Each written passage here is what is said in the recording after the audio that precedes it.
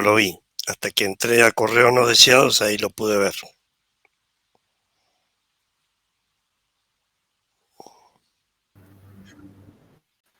Hola, Hola, profe, ¿cómo le buenas va? tardes. Bien. Pueden conectar la cámara si quieren, ¿eh? Si tienen buena internet.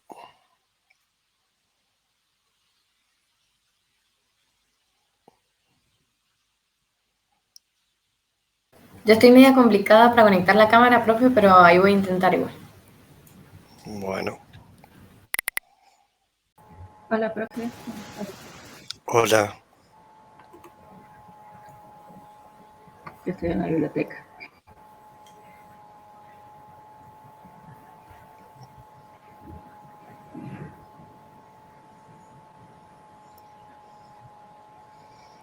Me tiene medio confundido. El último examen es el primero, ¿no es cierto? El 1 de diciembre y después el 15 de diciembre hay examen, ¿o no? Sí, pero figura, eso figura en el programa, pero después mandaron un comentario que por decreto, digamos, terminaría el 4, pero bueno, no sé, después voy a averiguar a ver cómo es. Porque está el 8 de feriado. Así que voy a mandar a consultar a ver cómo es el tema. Si hay calendario, sí es. El 15 habría otra mesa, pero mandaron un comunicado ahí que se terminaba el 4 de diciembre, digamos.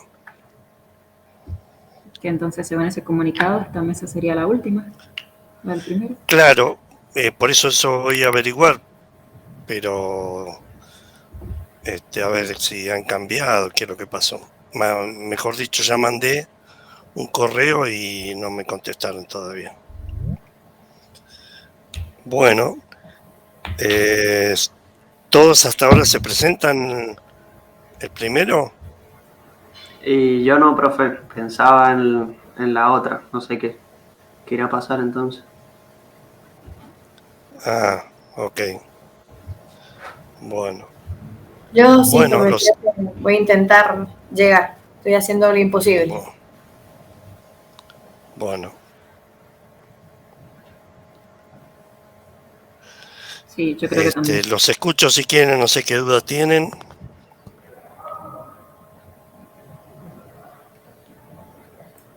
Profe, yo tengo una duda sobre la primera unidad, la segunda, perdón.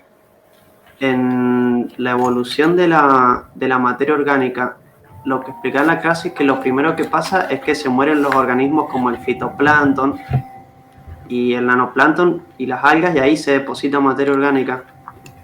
Hasta ahí Si ese saben es el eso. origen de materia orgánica junto con otro tipo de organismo, ¿no? Esos son Sí. los que de alguna manera después, con la presión y temperatura, se van a transformar en un protopetróleo y va a dar origen al querógeno y expulsión y migración de hidrocarburos. ¿Y esa materia inicial, orgánica que se deposita, qué es? ¿Qué tipo es?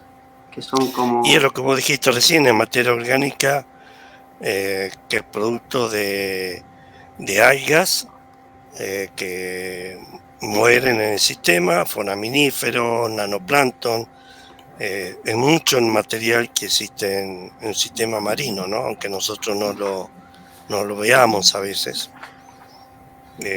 Todo ese material es el que va a generar la posibilidad de hidrocarburos, digamos. Y vendrían a ser como proteínas, ligninas, todo eso, y después se produce la evolución. Y la materia orgánica, yo les di un artículo que está en inglés, ahí está bien claro, el origen de los diferentes tipos de materia orgánica y cómo se van a descomponer. Y bueno, lo que son los restos más leñosos, esos van a pasar a generar carbón, digamos, ¿no? Bien. Ahí voy a ver si entiendo algo entonces del artículo ese. Sí, está muy simple. Ese trabajo está en inglés, pero es muy claro, digamos. Bien.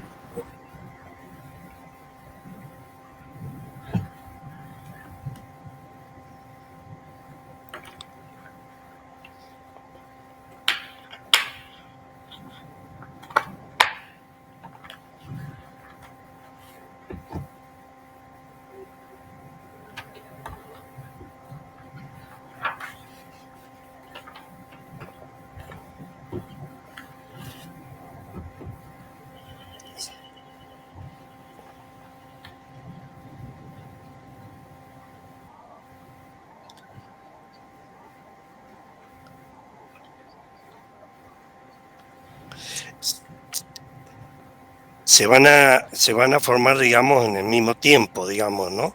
Producto de una descomposición. ¿eh? Entonces va a haber un material que va a quedar, que es el querógeno de alguna manera, que no va a ser soluble, y el otro, que es la parte del bitumen, que sí es soluble. ¿no? Es parte del proceso de descomposición, es mucho más complejo, digamos, ¿no? Pero eso es como una simplificación. ¿eh?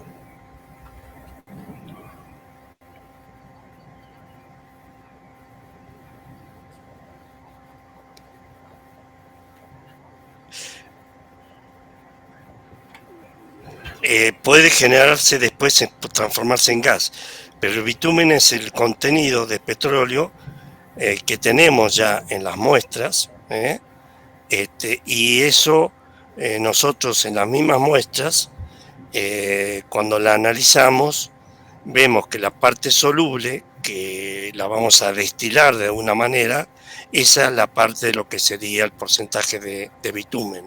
¿eh? Y lo que queda es parte de querógeno, digamos. ¿eh? Es parte de hidrocarburo que ya se está generando. Para saber el porcentaje que tiene una muestra, lo que se hace es se lo pasa con un solvente y todo ese bitumen que es arrastrado al ser soluble en solventes, ese que nos da una idea de cantidad de hidrocarburo que se está generando o que tiene la roca esa madre, ¿no? Exactamente.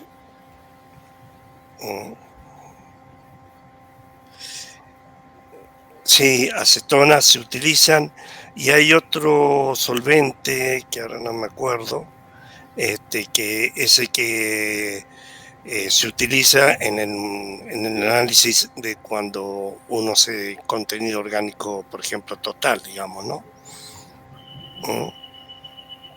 Entonces, de esa manera, nosotros sabemos el porcentaje de petróleo o de bitumen que tiene esa muestra.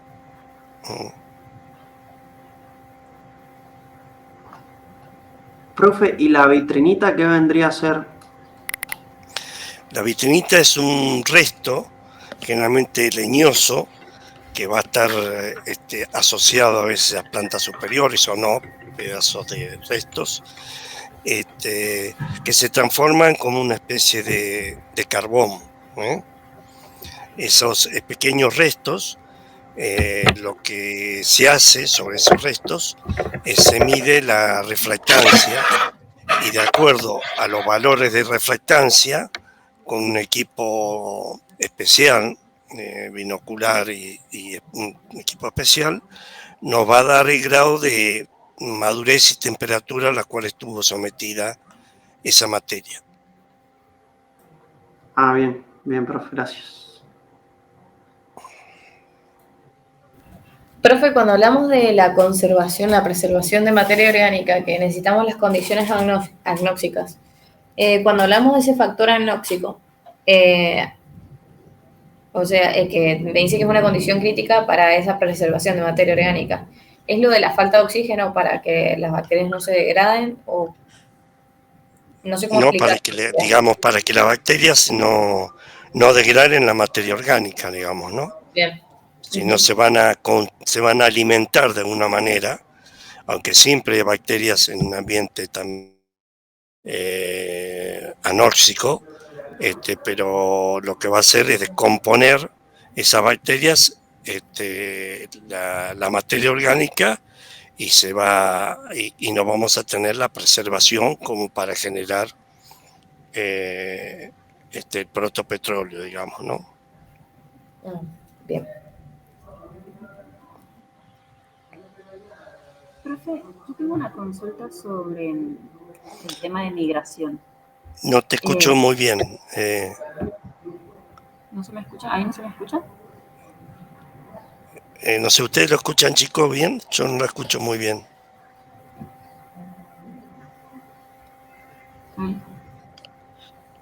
No, para que voy a subir por las dudas el... Sí, te escucho ahora. Tengo una duda en el tema de la unidad de la migración.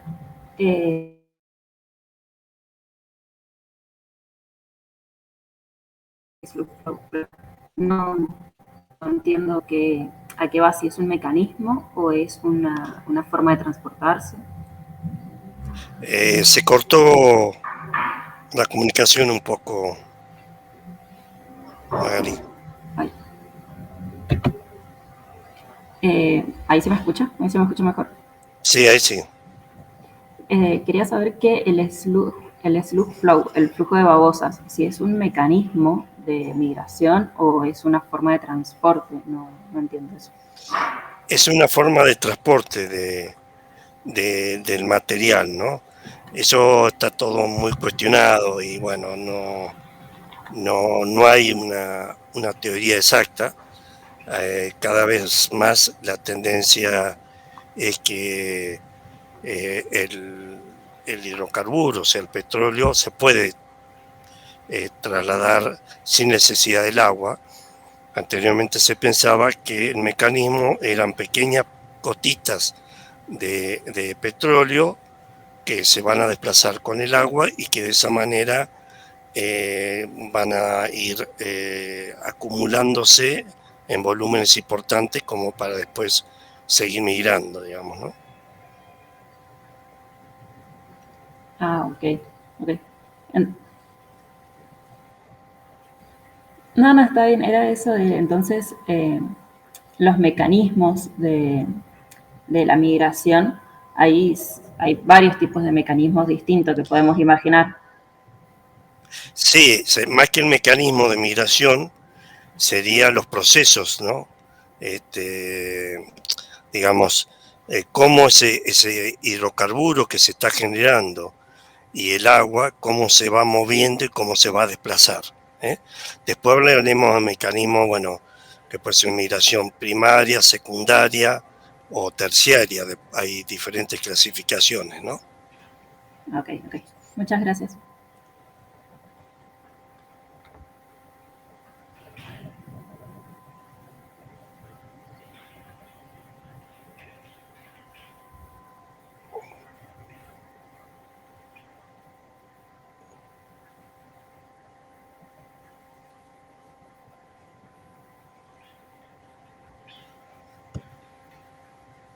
Sí. No, es importante que lo sepan, cuáles son como le digo, la teoría. La teoría que actualmente más en boga es por la misma presión que se genera dentro del reservorio, dentro de la roca madre, lo que va a generar son pequeñas fracturas o fisuras. ¿eh? El petróleo y el gas se van a mover a través de esas fisuras. Al perder presión ya, lo que hacen esas fisuras se cierran, ¿no?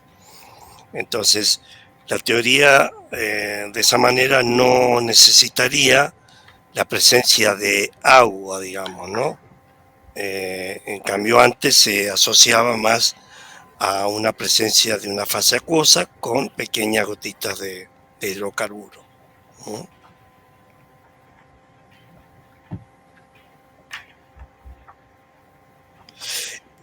como te digo, son teorías. Puede ser que existan todas estas combinadas. Es decir, que existan algunos que el hidrocarburo se mueva a través de fracturas, o en otros casos se mueva con la ayuda del agua, digamos, ¿no?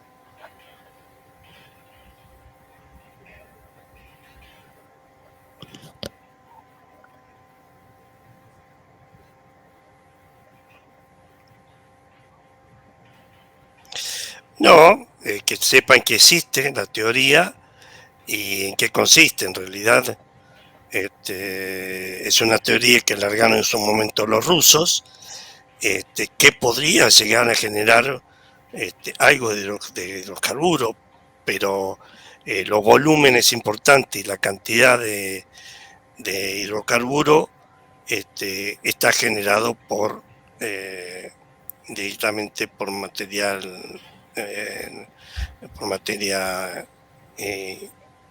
orgánica, digamos, ¿no? Y eso está relacionado con los análisis que se han hecho viendo las rocas madres y los tipos de petróleo, ¿no? Con todos los biomarcadores que muestran que esos petróleos vienen o están relacionados, digamos, ¿no? Esa es una teoría, la teoría inorgánica de los rusos del año 60 y pico, como para poder explicar ellos de alguna manera algunas migraciones que era muy difícil de explicar, migraciones muy largas, ¿no?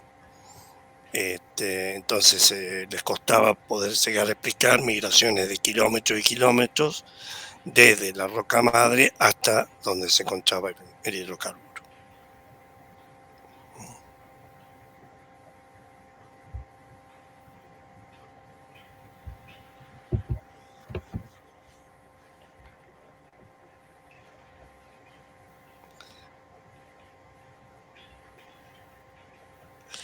Sí, la terciaria sería la remigración. La mayoría de los autores por eso clasifican primaria y secundaria, pero existe una remigración que es la terciaria, digamos, ¿no? O remigración. El tema está, bueno, en qué punto la secundaria no puede ser una remigración, pero ya la remigración y terciaria es cuando prácticamente llega en algunos casos hasta superficie, digamos, ¿no?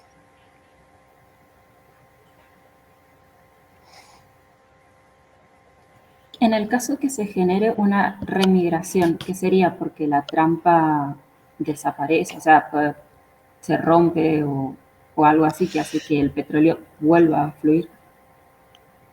Y vos podés llegar a tener un momento de expulsión y de acumulación, y por cuestiones, por ejemplo, tectónicas o por cambio en la temperatura, deja en su momento la roca madre de generar, puede volver a generar y hace que haya un desplazamiento nuevamente de ese fluido que estaba por el nuevo impulso el nuevo pulso migratorio.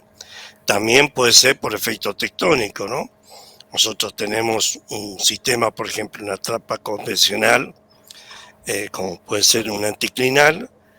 Si de golpe ese anticlinal, por cuestiones tectónicas, es deformado y el speed point cambia, lo que va a hacer ese hidrocarburo se va a desplazar hacia otra posición o otro trampa, digamos, ¿no? Claro, claro. Gracias.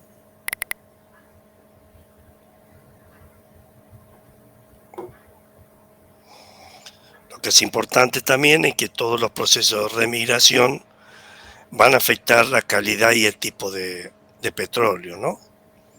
Sobre todo por efectos de las bacterias, y en algunos casos nos va a dar petróleo generalmente más pesado con la pérdida de depósitos livianos, ¿no? Sí, entiendo.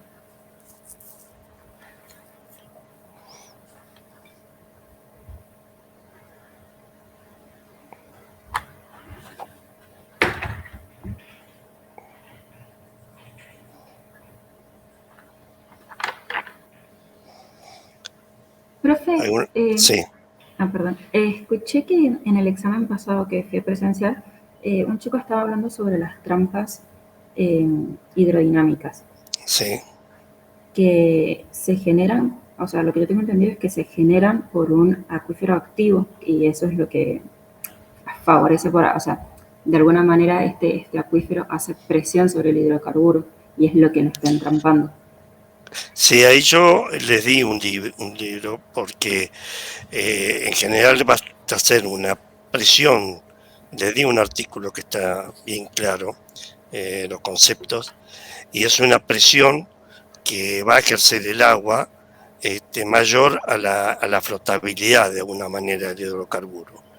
Cuando se llega a generar una pequeña curvatura, lo que va a hacer el agua va a pasar por debajo y en la parte superior puede quedar entrampado ese hidrocarburo. ¿No?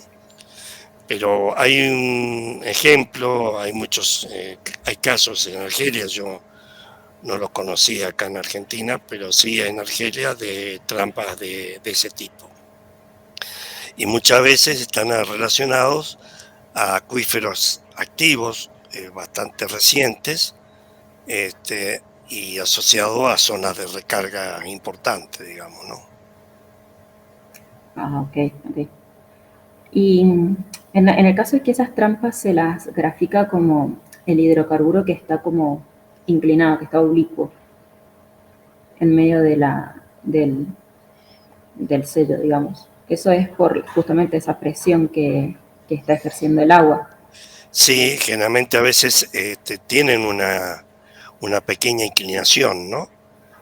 Pero la presión del agua hace que el contacto, en muchos casos, no sea un contacto horizontal, ¿no? Hay en muchos casos, hay otros casos también donde tenemos contactos de agua que no son horizontales, sino que son contactos inclinados, digamos, ¿no? Y eso es importante cuando tenemos que calcular los volúmenes de hidrocarburos, ¿no? Buenísimo, profe, gracias. Profe, yo tengo una duda sobre la herramienta de ST, que si es que tiene un packer o tiene dos packers, porque he estado buscando información y como que hay veces que me parece que tiene dos packers y a veces me dicen que hay uno, entonces como que no estoy entendiendo bien. No, el DST tiene solamente un packer en la parte superior. ¿Eh? En la parte del fondo se apoya sobre la formación, sobre la unidad que nosotros vamos a testear, ¿eh? O se va a apoyar sobre una pequeña cámara, es decir, nosotros si tenemos en 2000 metros el nivel que nos interesa, hasta 2005, lo que vamos a hacer es perforar hasta 2020. Entonces, en 2020 vamos a sentar la herramienta con sus filtros y arriba le vamos a poner un packer. Con ese packer es el que va a permitir aislar todos los fluidos que van a estar por arriba y por debajo de ese intervalo que a nosotros nos interesa ensayar. Existen otros tipos de ensayos, pero eso más para la terminación, donde podés llegar a tener packer y tapón o dos packers.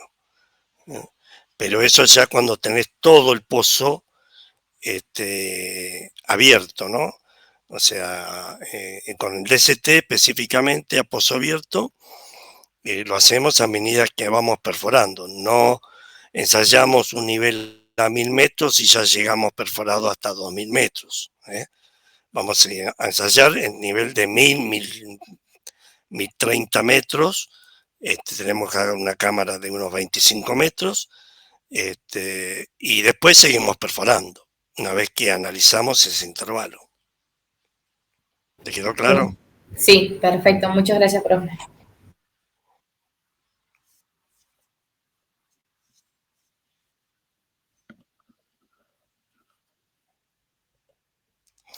Generalmente antes tenía registros inferiores, es decir, una vez que se sacaba la herramienta, uno podría analizar las curvas esas de presión en registros que se interpretaban incluso en el campo. El problema es que al no tener una lectura en superficie, a veces por ahí había fallado la herramienta y no teníamos información. Tampoco sabíamos los tiempos que teníamos que utilizar, como para hacer el primer flujo y el segundo flujo, sobre todo el segundo flujo.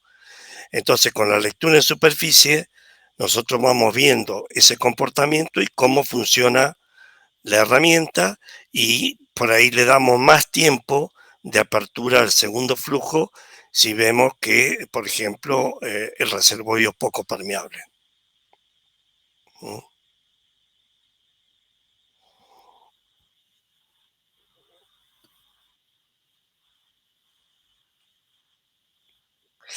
Es para, claro, o sea, porque vos antes tenías la carta en el fondo y vos hacías los primer cierre, segundo cierre, pero no sabías qué resultado tenías. Sacabas a superficie, leías la carta, la interpretabas, pero ya si habías tenido un problema o si el cierre había sido muy corto, no tenías manera tendrías que volver otra vez a bajar todo el equipo para volver a hacer otro ensayo. Acuérdense que estamos en pozo abierto, una situación que puede ser inestable en las paredes del pozo y que no podemos estar tampoco mucho tiempo con el pozo abierto y no entubado, digamos, ¿no?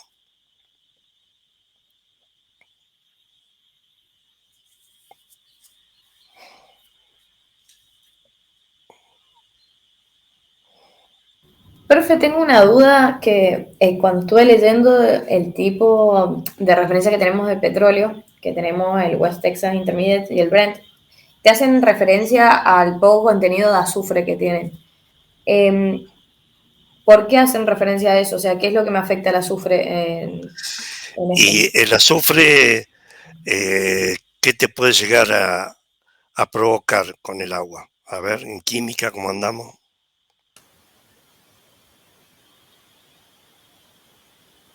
A ver si lo ayuda a ustedes. ¿Una corrosión, profe? O... Claro. Entonces, hay efectos corrosivos y cada destilería pueden tratar determinados tipos de petróleo. O sea, muchas destilerías están armadas para tratar un petróleo determinado, con determinadas impurezas. Entonces, por ahí, si existe un petróleo que es muy diferente, hay que tratarlo, o la destilería por ahí no lo puede utilizar. Ha pasado en su momento, en un momento de crisis, en el año 79 o 80, trajeron petróleo a la destilería de La Plata desde Rusia, y bueno, cuando lo trajeron se dieron cuenta que no estaba la destilería de La Plata preparada con capacidad para procesar ese hidrocarburo. Así que ahí quedó un tiempo y después no sé qué habrá pasado con esa compra que hicieron de petróleo, ¿no? Bien, muchas gracias, profe.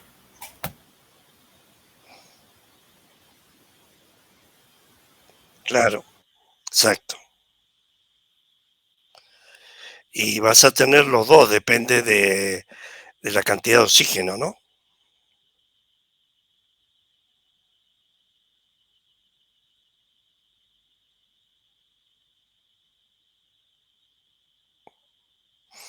O sea, los petróleos son diferentes referencias con determinadas calidades, y por ejemplo, nosotros acá en Argentina tenemos petróleo de, qué sé yo, el de Ensenada, que es el que está en la cuenca del Golfo San Jorge, que tiene ciertas características, y a veces para determinadas destilerías funciona bien, para otros no, y el precio va a estar en relación a la característica que tenga, digamos, ¿no?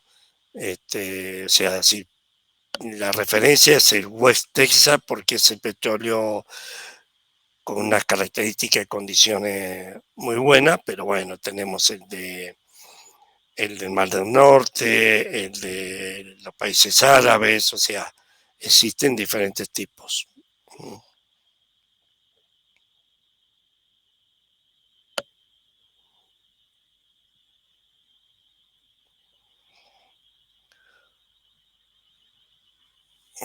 ¿Alguna consulta más o ya? De mi parte tampoco, profe. Bueno, me alegra, quiere decir que están muy bien preparados para el examen.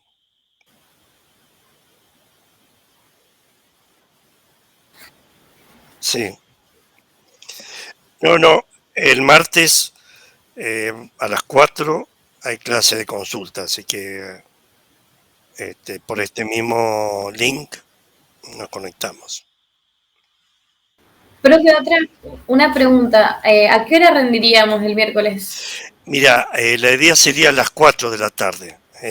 Posiblemente salga a las 15 horas, no sé por qué, porque me decían que ahora han cambiado los horarios, son o a las 3 o a las 6.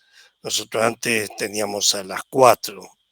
Pero bueno, por una cuestión de los otros profesores, sobre todo, que se les complica, vamos a empezar a las 4 de la tarde.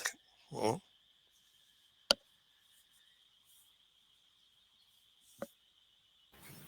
Genial, gracias, profe. No, de nada, chicos. Chao, profe. Buenas Chao, tardes. buen fin de semana. Si no, Gracias. chao.